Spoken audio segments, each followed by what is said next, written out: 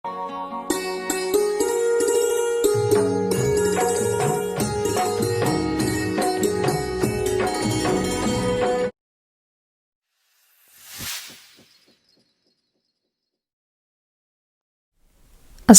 আলাইকুম everyone, welcome back to my channel. আশা করি আপনারা সকল ভালো আছেন। আজকে আমি আপনারা লগে শেয়ার করব কিমা বুনার একটা রেসিপি। আশা করি আপনারা আমার আজকের রেসিপিটাও ভালো পাইবা। এই কিমা বুনাটা করা লাগি এখানে আমি হাফ কেজি বিফর কিমারে দইয়া রাখছি, আর রাখছি এখানে কিছু আলু কাটিয়া। আজকে আমি আলু দিয়ে ও বিফ কিমার বুনাটা করবো। আর এখন আমি রান্না বই দিছি।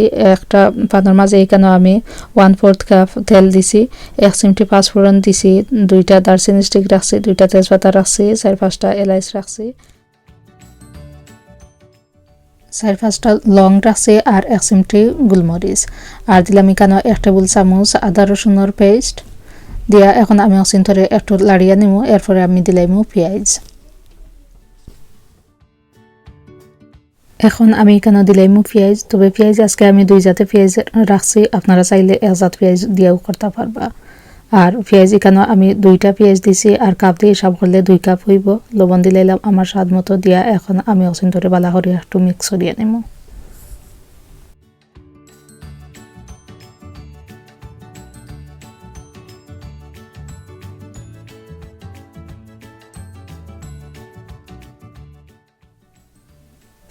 পেঁয়াজ খানিন ধরে একটু লাড়িয়ে দিয়া বাদে আমি আবার গুড়িয়া রাখছিলাম। এখন 2 মিনিটের মতো চুলার আগুন ফুল রাখিয়া এখন আমি আবার উদলাইয়া দিয়া এখানে দিলাম আরও 1/2 টেবিল চামচের মতো আদা রসুনের পেস্ট। ও আদা রসুনের পেস্ট দিয়া বালা করে অসিন ধরে আর একটু আমি বাজিয়ে নিমো। একটু যে সময় বাজা হয়ে যাব ওই সময় গিয়ে আমি দিলাইমো পাউডার মশলা।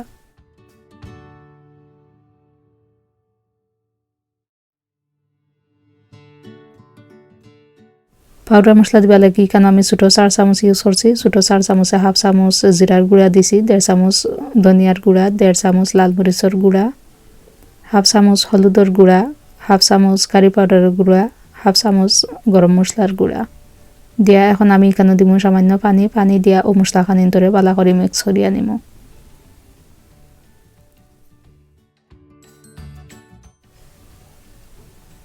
এখন আমি এখানে দিলাম 3 টেবিল চামচ চপস টমেটো খানিন দিয়া টমেটো খানিন ধরে বালা করে ও মশলা লগে মিক্স করিয়া নিমু।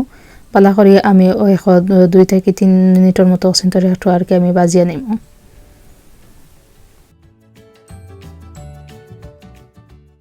আমার মশলা খানিন একটু বাজা হইয়া হারলে এরপরে আমি দিলাইমু এখানে ও যে দইয়া রাখছিলাম কিমা খানিন। কিমা দিয়া আমি কিমা খানিন ধরে বালা করে লগে লাড়িয়ে দিমু। লগে যদি না লাড়ি তা হয়তো লামস বাইন দিয়া বই থাকতে পারে। তো ওটা লাগে আমি বালা করি আপনারা দেখরা আমি ও কিমা খানিন ধরে বালা করি আর কি চাইরো সাইড উল্টাইয়া পাল্টাইয়া আমি লাড়িয়ে দিলাম। তো যে সময় আমার সব খানিন কিমার দোলা বান্ধার শেষ হয়ে যাব, মানে আর কি কোনোখানো আর দোলা রয়েছে না, ওলা টাইমে গিয়া বাদে আমি আর একটু বালা করে লাড়িয়া দিয়া গুড়িয়া রাখবো 3 থেকে 4 মিনিটের মতো।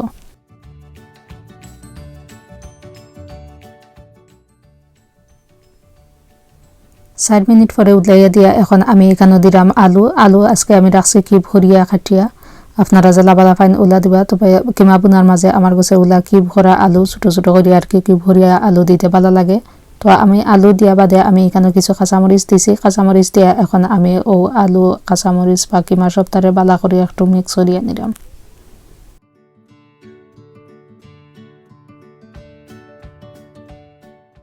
আলু দিয়া আমি ও কিমা খানিন ধরে আরও 2-3 মিনিটের মতো ওলা একটু আমি বাজিয়ে নিছি। একটু যে সময় বাজা হয়ে যাব এরপরে গিয়া এখানে আমি দিব সামান্য পানি। তো আমি আজকে কিমা বুনা করলাম, তো ওটা লাগে আর কি কিমার মাঝে অবশ্য অত বেশি পানিও দিলে ভালো লাগে না। তারপরেও আমার সামান্য একটু লসলসা থাকতো ও বাটে আর কি আমি সামান্য পানি দিব। পানি দিয়া বাদে আমি আবার গুড়িয়া রাখিলাম 4 থেকে 5 মিনিটের মতো চুলার আগুন ফুল রাখিয়া। 5 মিনিট পরে দিয়ে দিয়া এখন আমি এখানে দিলাম কিছু ক্যাপসিকাম দিয়া বালা করে আর একটু লাড়িয়া দিয়া বাদে আমি আবার গুড়িয়া রাখি দিব আরও 1 মিনিটের মতো। চুলার আগুন এখনও আমার ফুল আছে।